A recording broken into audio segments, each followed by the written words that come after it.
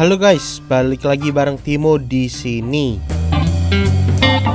Perjalanan dimulai dengan saya yang super ngebut karena saya lumayan panik telat nyampe Pulau Gebang. Jadi ceritanya kantor saya tuh kalau Jumat bubaran jam setengah 6. Terus saya pede-pede aja ngira kalau ke Pulau Gebang tuh cuma 30 menit. Taunya pas di tengah jalan saya cek map butuh waktu sekitar 40 menit ke Pulau Gebang. Yang mana estimasi nyampenya tuh jadi sekitar jam setengah 7. Padahal bus saya jadwalnya berangkat juga jam segitu. Dan ini jalanan tuh macet banget. Jadi ini saya positif dan seyakin-yakinnya kalau saya bakal telat. Dan kayaknya dalam sejarah saya traveling baru kali ini saya mengalami keterlambatan. Ternyata ada sebuah mukjizat yang terjadi kawan. Seperti apa ceritanya? Langsung aja ditonton, sekalian mau kasih tahu nih. Ini bus yang akan saya naiki hari ini. Selamat menonton.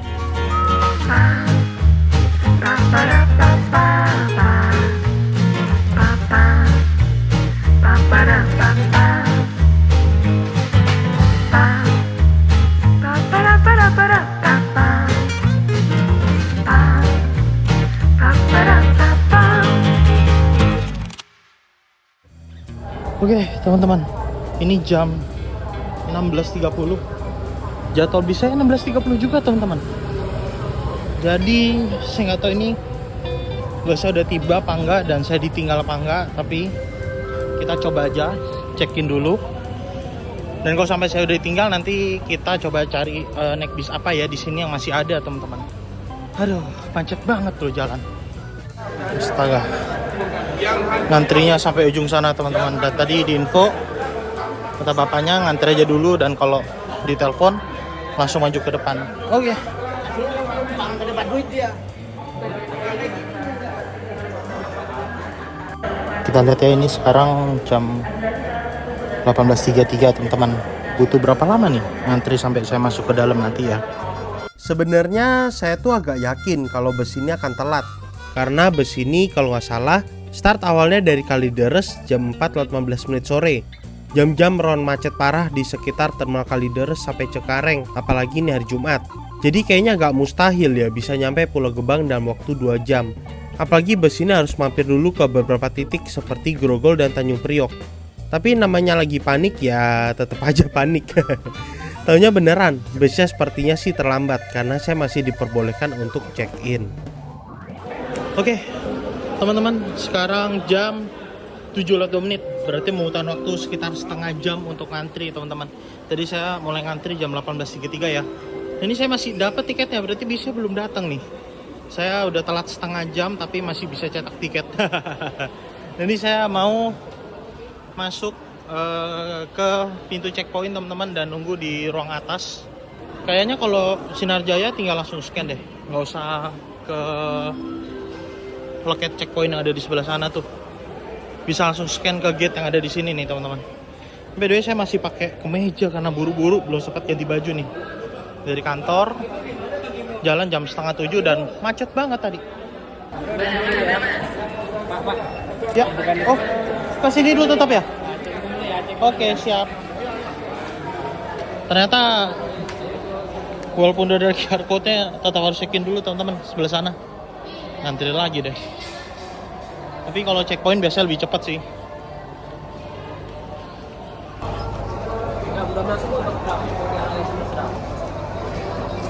Terima kasih. Tujuannya kemana? Oke. Nah, setelah dapat QR code kayak gini, baru kita scan di gate-nya nih teman-teman. Nggak boleh ditempel teman-teman.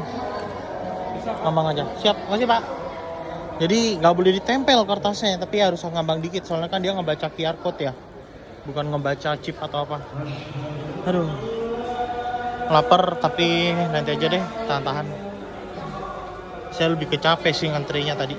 Untuk tiketnya seperti ini teman-teman, sudah di print dan ini ada kode unit yang akan kita naikin hari ini yaitu 4RF. Wah, saya nggak sabar nih. Udah lama banget pengen naik Skylandernya Sinar Jaya ya. Kita lihat nih. Udah terparkir belum? Kayaknya sih belum.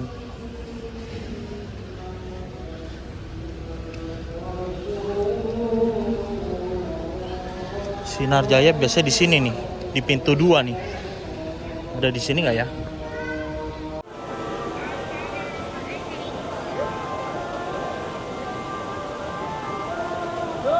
Oke, ini tadi saya udah muter-muterin teman-teman. Bahkan saya juga ngelihat ke arah belakang-belakang sana. Soalnya banyak banget ini bus Sinar Jaya Group yang parkir. Dan masih belum kelihatan nih bis saya. Sekarang udah jam 19.20. Hampir telat 1 jam. Ternyata ada berkahnya juga ya, bus telat teman-teman. Saya jadi masih sempat tadi untuk check-in. Padahal saya datangnya pas banget 6:30 tadi. Nah, sekarang kayaknya aku mau pindah, ngantrenya di ujung sana aja. Jadi kalau busnya masuk langsung kelihatan. Takutnya nyelip-nyelip parkir di belakang-belakang tuh kayak gitu, nggak kelihatan teman-teman nanti.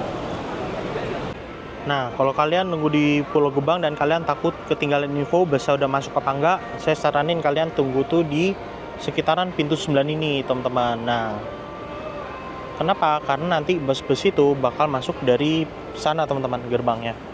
Jadi bus apa yang lewat kita bisa ngeliat. Saya paling suka sih nunggu di sini sambil spotting gitu, sambil nungguin bus saya datang. Nah, bus saya datang juga teman-teman. Lewat sini ternyata busnya. Itu dia. Masih kosong loh dari sini. Let's go. Langsung kita samperin aja teman-teman. Ini dia 4RF akhirnya. Nah, mungkin kalian yang nonton video saya belakangan pasti sering lihat ada footage saya rekam bus yang satu ini. Karena memang belakangan sering banget ketemu di jalan. Dan saya jadi makin kepengen naik bus Sinar Jaya dengan bodi Skylander R22 ini. Untuk bus Skylander R22 ini yang saya tahu jalan di rute Jakarta Gresik, di mana jalannya di angkatan malam. Sepertinya ada lagi sih, soalnya saya pernah lihat bus Skylander R22 ini jalan pas angkatan pagi. Cuma saya kurang tahu rutenya mana. Ada yang tahu nggak? Bisa tulis di kolom komentar ya. Oke, ternyata ini busnya diarahin untuk parkir di pintu 9. Jadi saya balik lagi teman-teman ke sini sambil nunggu busnya datang. Oh, busnya udah parkir tuh di sana. Ini dia armada yang akan saya naiki hari ini dengan nomor lambung 4RF.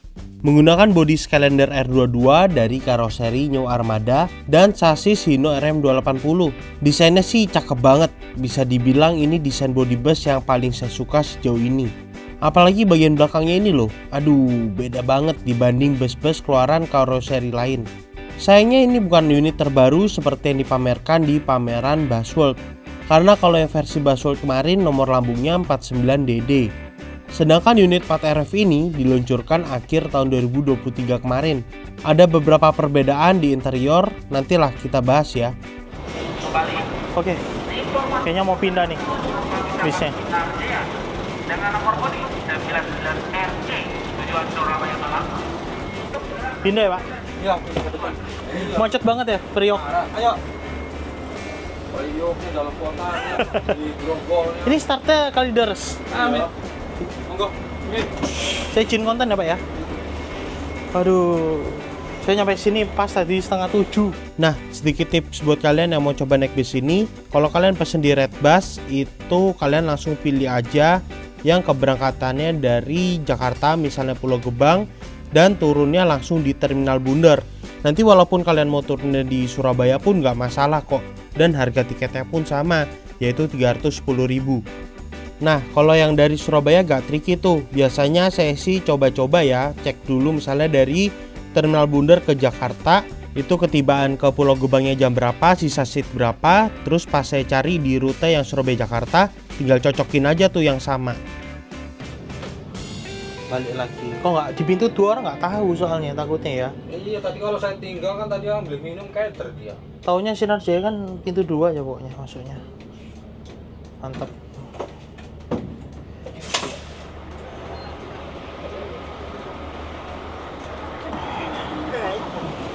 Oke. Busnya balik lagi di depan pintu 2 teman-teman. Soalnya kalau nggak di sini orang-orang tuh nggak tahu teman-teman. Taunya Sinar Jaya itu pokoknya parkirnya pintu 2 aja gitu.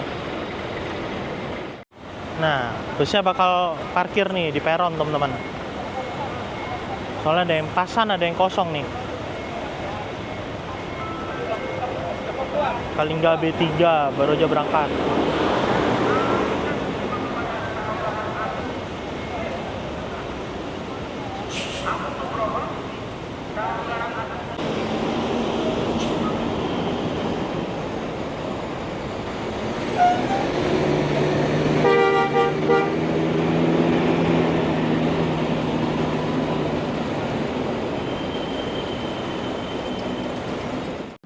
Nah, untuk unit Skylander R22 ini sudah pakai seat dari Rimba Kencana dengan single leg rest. Dan kalau udah dengar nama Seatmaker 1 ini udah pasti jaminan kenyamanan buat saya. Di bagian depan tertutup partisi dengan kaca setengah, tapi sebagai penumpang masih cukup bebas melihat ke arah depan. Apalagi kaca filmnya nggak terlalu tebal di bagian double glassnya. Legroomnya seperti ini cukup terbatas tapi nggak sampai sempit sih. Nah, ini perbedaan pertama dengan unit R22 yang ada di Busworld, dimana untuk unit Busworld ada cup holder dan kantongan di bagian depan di bawah kaca. Yang disayangkan ada TV ini sih, menurut saya nggak perlu-perlu banget dan saya yakin panjang perjalanan nggak akan dinyalain juga. Di atas kita terdapat lover AC berbentuk bulat seperti ini, lalu ada lampu baca juga, dan di sini terdapat 2 port USB Type A. Lalu di depan kita di bagian kaki ini ada lover AC juga nih. Nah, karena saya mau ganti pakaian sekalian aja kita review toiletnya. Dan ini adalah perbedaan kedua dibandingkan dengan bus dari Busworld kemarin. Dimana untuk unit di Busworld kemarin yang 419DD itu toiletnya udah mewah banget. Kalau ini toiletnya masih basic teman-teman. Dan masih sama ya, ini dilarang buang air besar dan gak boleh dipakai saat bus sedang berhenti. Dan mantep nih, ada pegangannya untuk menjaga supaya arah semburan tetap terjaga. Nah, ngomongin kapasitas, sesuai standarnya eksekutif leg rest dari Sinarjaya, maka satu bus ini hanya ada 32 penumpang. Dan menurut saya ini kapasitas yang cocok banget sih buat bus eksekutif. Untuk penumpang eksekutif dapat bantal seperti ini nih. Dan ini ada selimut juga, cuman saya lupa rekam nih pas di sini selimutnya. Oh ya, tadi waktu check-in dikasih air mineral botol seperti ini, dan memang untuk standar Sinarjaya kita nggak akan dapat snack karena kalau dilihat-lihat harga tiket dari Sinarjaya ini paling murah teman-teman. Bahkan untuk sleepernya pun masih di bawah 500.000 di saat sleeper bus lain udah 500 ke atas semua. Misalkan kalian mau naikin leg rest kalian, itu tuasnya ada di sebelah sini. Nah, kita coba aja naikin ya untuk lihat sisa berapa nih legroomnya nih. Untuk tinggi badan saya yang 168 ini mentok teman-teman. Bahkan agak cenderung nekuk sedikit ya, tapi nggak masalah sih menurut saya sih. Malah enak kaki nempel gini ya. Badan rasanya bisa lebih firm gitu. Tapi buat kalian yang tingginya di atas 168, di atas 170, kayaknya mulai agak bermasalah nih, bakalan mentok ya. Oh ya, saya masih bisa naruh tas saya di sana dan gak terganggu sama leg rest-nya. Pukul 8:19 bus akhirnya diberangkatkan dari Terminal Pulau Gebang. Jadwalnya terlambat hampir 2 jam ya berarti teman-teman. Tapi sekali lagi ini keterlambatan yang saya syukuri. Karena kalau bisa gak terlambat gini, maka saya yang bakal ditinggal sama busnya.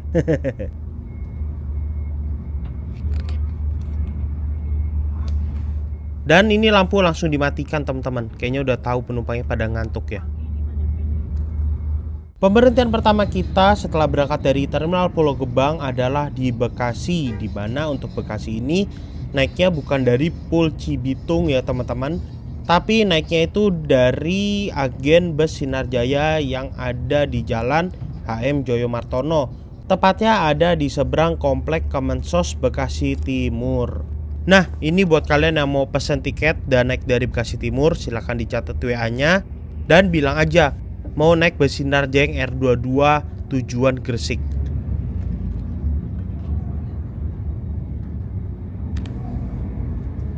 Setelah berhenti sekitar 2-3 menitan, ini langsung berangkat karena nggak banyak penumpang yang naik dari sini. Dan ini cukup mengejutkan nih, di Jalan HM Joyo Martono ini nggak terlalu macet ya. Tadi tuh Pulau Gebang chaos banget loh padahal. Biasanya walaupun Pulau Gebang gak rame, ini jalanan tetap macet teman-teman kalau malam gini.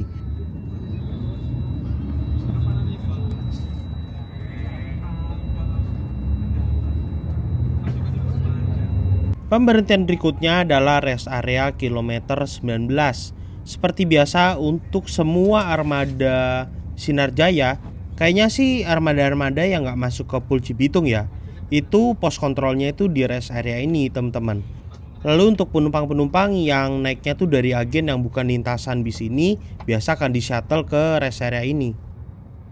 Nah, di sini baru kelihatan nih lautan Besinar Jaya. Rame banget cuy.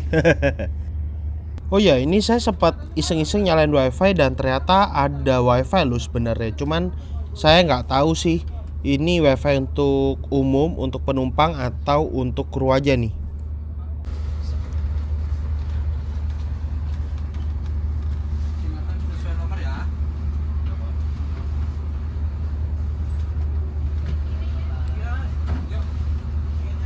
Sambil isi solar, ini saya teringat saya pernah nginep di hotel Swiss Bell yang di rest area, tapi waktu itu di kilometer 164. Mungkin di antara kalian belum tahu ya kalau sebenarnya ada loh hotel di rest area.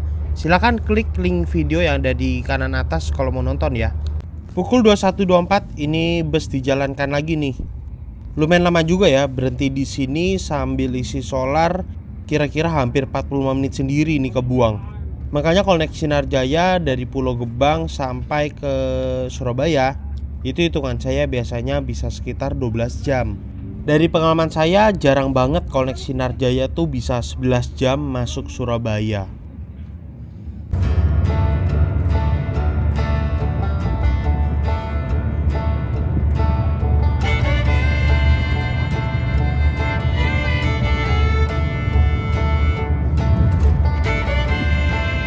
Nah, ini ada kejadian menarik nih. Ini kan lagi macet banget karena di tol Cipali itu lagi ada pelebaran jalan ya. Tiba-tiba bus kita tuh masuk ke rest area kilometer 68. Saya kira mau ngisi solar lagi atau mau ngapain lagi nih kok berhenti di sini gitu. Ternyata ini busnya cuma mau motong jalan aja teman-teman. Jadi habis masuk rest area ini langsung keluar lagi bisnya. Itu lumayan loh, bisa motong 5-10 menit mungkin ya, karena ini macetnya juga lumayan stuck sampai nggak gerak.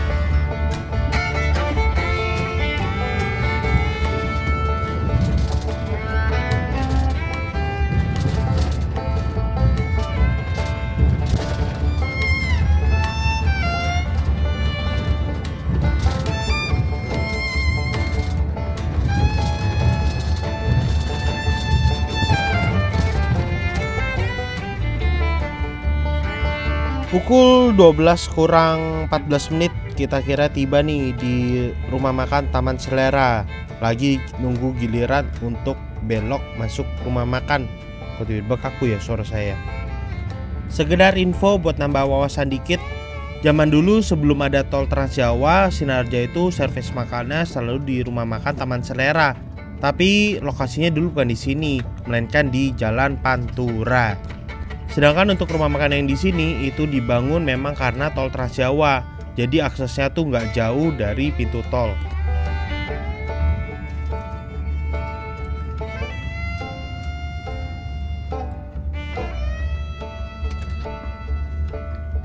Malam-malam Bapak Ibu mau istirahat kurang lebih 30 menit. Jangan lupa tiket dibawa. Barang berharga tolong dibawa ya. Handphone, laptop tolong dibawa. Jangan lupa diingatkan, jangan plat nomor ya, yang diingatkan nomor bodi lupa. Supaya nggak lupa.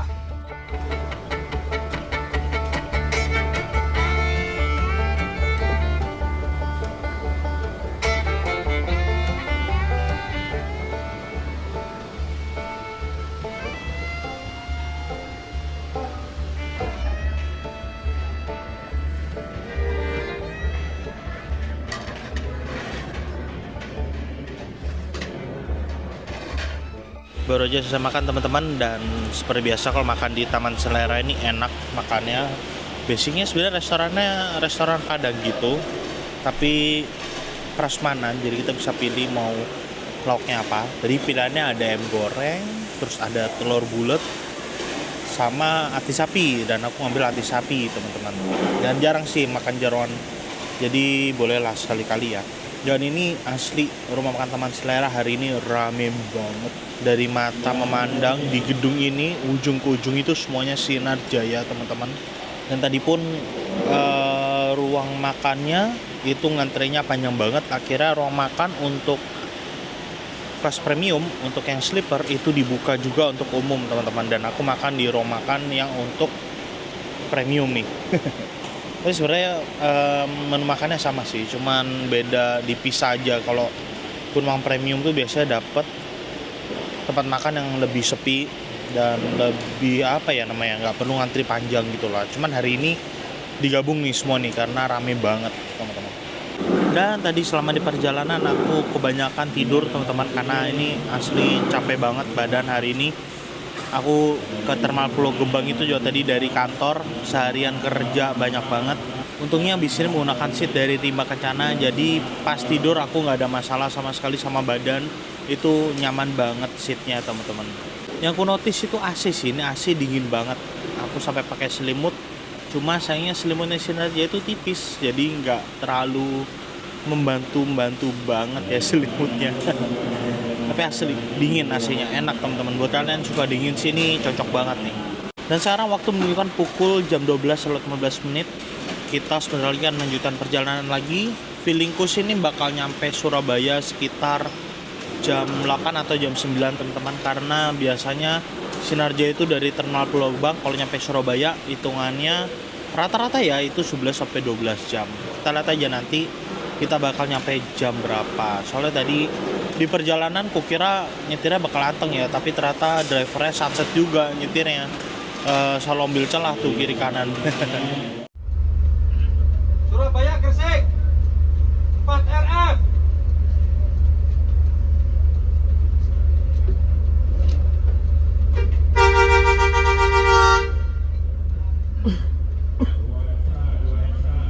Sekitar pukul 12:30 akhirnya kita diberangkatkan dari rumah makan Taman Selera.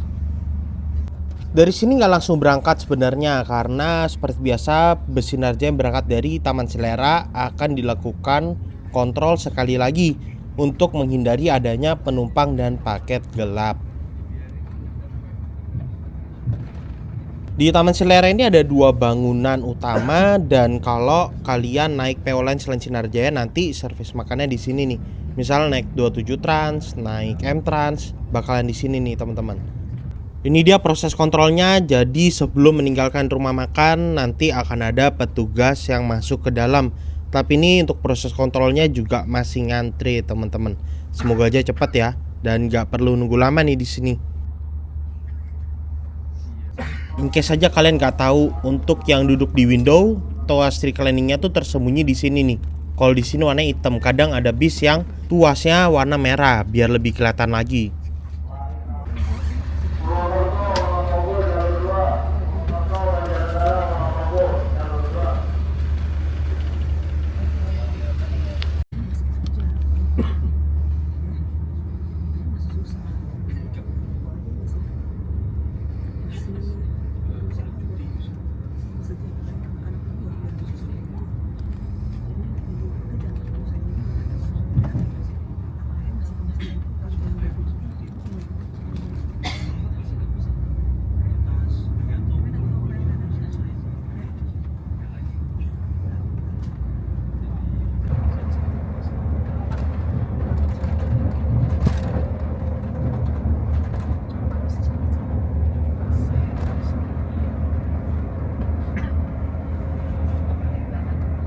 Nah, ini kita disalip sama bus Mawar yang berangkat jam 8 dari Pulau Gebang.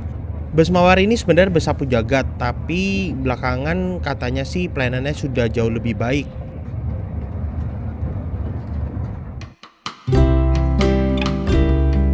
Terbangun jam 5:30 di sekitaran Solo nih kalau nggak salah teman-teman, dan asli ini view sunrise-nya cakep banget. Ini momen-momen yang emang paling aku suka teman-teman kalau naik bus Trans Jawa Dan nyampe di sekitaran Solo tuh subuh. Kita bakal dapat view sunrise kayak gini plus ada pemandangan Gunung Lawu dari kejauhan. Wih, cantik deh. Nah, ini poin plus dari bus Calendar R22 yang aku suka, dimana posisi selendangnya itu nggak menghalangi penumpang di baris pertama maupun penumpang di baris kedua. Dan apalagi penumpang yang baris pertama ini dapat view yang luas banget. Soalnya kalau di bus lain kayak di Jetbus 3 atau di Legacy SR2 SR3 itu posisi selendangnya nggak pas tuh. Penumpang baris pertama biasanya nggak ketutupan.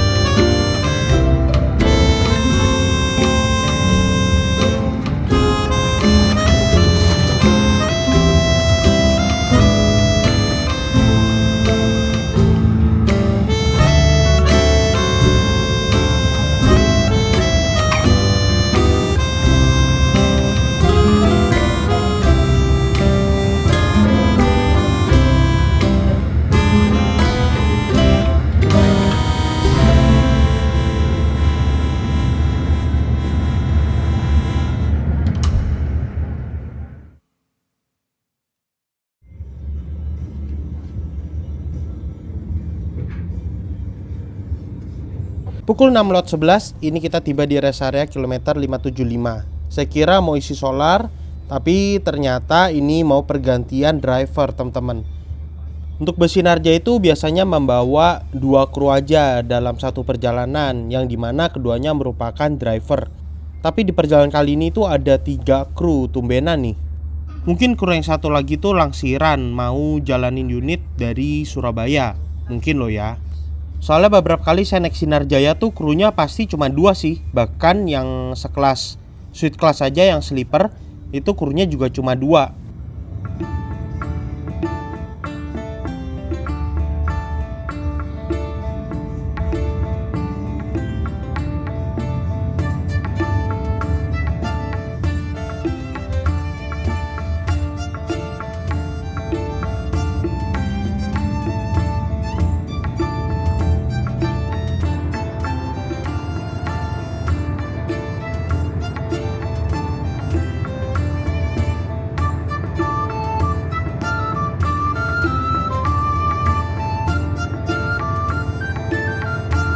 Nah, ini ketemu bus Sugeng Rahayu yang pernah saya naiki dari Tasik ke Jogja nih. Plat nomornya tuh W7639UP. Akhirnya bus tiba di gerbang tol Warugunung yang merupakan pintu masuk ke kota Surabaya sekaligus perbatasan kota Surabaya dengan Kabupaten Gresik. Jadi Gresik yang ada di utara itu luas banget, teman-teman. Bahkan sampai di sisi barat kota Surabaya pun hitungannya masih Kabupaten Gresik. Tapi bus ini nanti berakhirnya tuh di Terminal Bundar yang ada di kota Gresik. Lokasinya ada di utara kota Surabaya.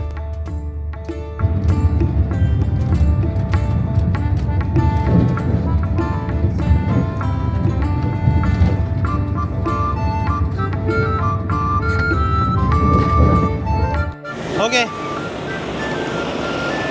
Sekarang jam 8, kita udah nyampe di Grab Lounge, teman-teman.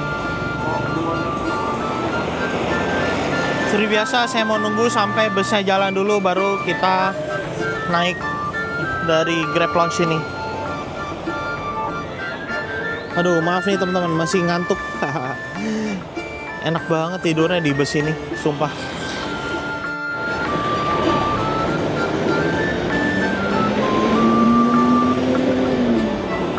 Penilaian saya untuk bus Sinarja Calendar R22 dengan trek Jakarta Gresik ini, menurut saya busnya worth it untuk kelas eksekutif. Tarifnya 310.000 dan saya sih ngerasa nyaman di bus ini. Mungkin hal yang perlu diperhatikan adalah kebersihan bus, karena ada 1 atau 2 momen ada kecoak kecil lewat. Tapi saya sih nggak sempat rekam ya. Sepertinya udah mulai harus dilakukan pest control biar hilang tuh kecoak-kecoak Trans Jawa. Untuk ketepatan waktu memang sulit diandalkan, tapi waktu tempuh menurut saya masih fair aja, 12 jam dari Jakarta ke Surabaya. Mengingat ini bus Sinar Jaya yang bisa dibilang bukan termasuk bus premium. Bus-bus eksekutif premium sekarang tarifnya udah 400 ribuan loh, kayak M-Trans atau 27 Trans. Jadi Sinar Jaya masih di harga 300-an itu menurut saya oke banget. Sekian untuk trip kali ini. Terima kasih buat kalian yang sudah menonton. Timo di sini dan sampai jumpa di trip berikutnya.